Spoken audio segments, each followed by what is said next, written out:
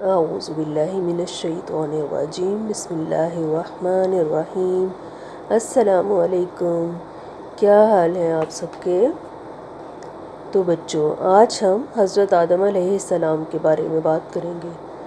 یہ تو بچوں سب جانتے ہیں کہ حضرت آدم علیہ السلام کو اللہ تعالیٰ نے مٹی سے بنایا تھا، مٹی سے بنایا اور پھر اس کے بعد اپنی روح جو ہے وہ اس پتلے میں پھونک دی، اور پھر تمام فرشتوں نے حضرت آدم علیہ السلام کو سجدہ کیا، اور ابلیس نے سجدہ نہیں کیا، اور اس سجدہ نہ کرنے کی وجہ سے وہ شیطان مردود بن گیا۔ اب کچھ عرصہ تو حضرت آدم علیہ السلام اکیلے ہی رہے۔ اب وہ بور ہوتے تھے کہ میں کیا کروں، کیونکہ فرشتے تو ایک ڈیفرنٹ مخلوق ہیں، تو وہ بہت ایسے اکیلا پن محسوس کرتے کہ کوئی میرے ساتھ دوست نہیں، میرے جیسا کوئی انسان نہیں۔ تو ایک دن وہ سو رہے تھے تو اللہ تعالیٰ نے ان کی بائیں پسلی میں سے ایک پسلی لے کر حضرت حوا کو بنا دیا۔ جب حضرت آدم علیہ السلام اٹھے تو انہوں نے حضرت حوا کو دیکھا تو وہ بہت خوش ہوئے کہ یہ بھی میرے جیسی ہی ایک انسان ہے، کیونکہ فرشتے تو ڈیفرنٹ مخلوق تھے۔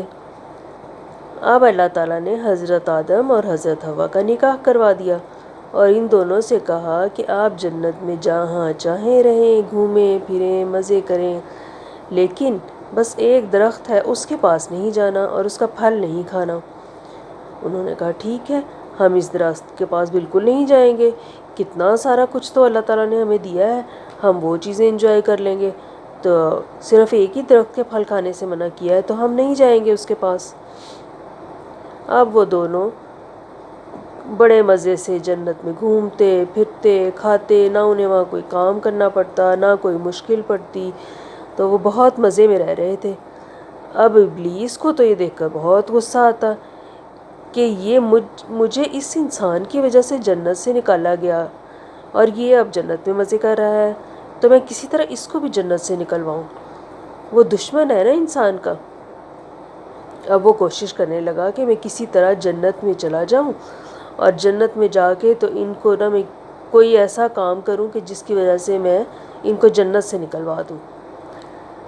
اب اس نے کوشش کی جنت میں جانے کی، تو جنت کے جو گارڈز تھے انہوں نے اس کو روک دیا، انہوں نے کہا کہ تم تو جنت میں نہیں جا سکتے۔ اس کے بعد اب اس نے سوچا کہ اب میں جانوروں سے پوچھتا ہوں۔ اس نے تمام جانوروں سے پوچھا کہ کوئی مجھے چھپا کے جنت میں لے جائے، لیکن کوئی بھی جانور نہ مانا۔ آخر کار سانپ جو ہے وہ مان گیا، اس نے ابلیس کو اپنے منہ میں چھپایا اور جنت میں داخل ہو گیا۔ اس دن سے انسان اور سانپ میں دشمنی چلی آ رہی ہے۔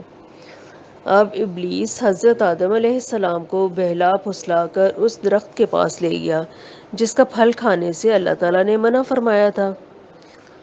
حضرت آدم کو ابلیس نے یہ بھی بھلا دیا کہ اللہ تعالیٰ نے تو اس درخت سے منع فرمایا تھا، وہ بھول گئے، اور اب اس نے کہا کہ اگر آپ اس درخت کا پھل کھائیں گے تو آپ کو تو جنت کی بادشاہت مل جائے گی، اور آپ کبھی مریں گے بھی نہیں، آپ کو کبھی موت نہیں آئے گی، یہ ہمیشہ کی نعمتیں آپ کو مل جائیں گی۔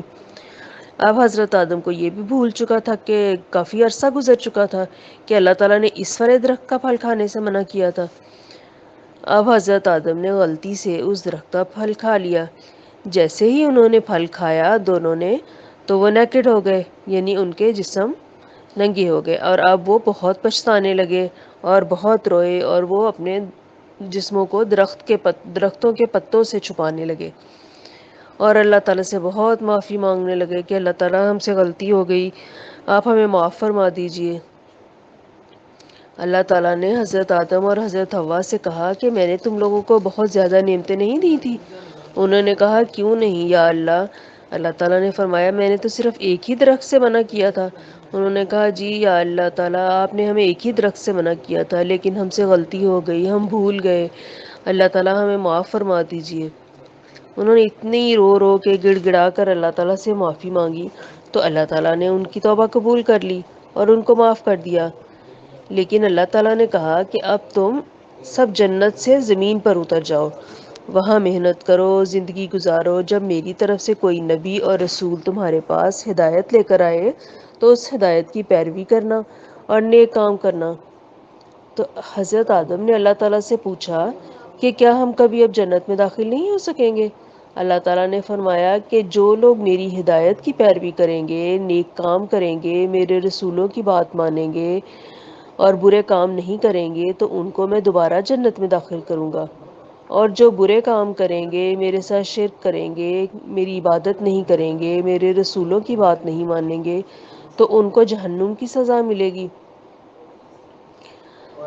اب اس کے بعد اللہ تعالیٰ نے حضرت آدم کے سامنے قیامت تک دنیا میں جتنے انسانوں نے پیدا ہونا ہے ان سب کو ایک چیونٹیوں کی شکل میں میدان میں پھیلا دیا اور حضرت آدم کو دکھایا کہ یہ سب آپ کی اولاد ہیں اور یہ قیامت تک سب لوگ پیدا ہوں گے۔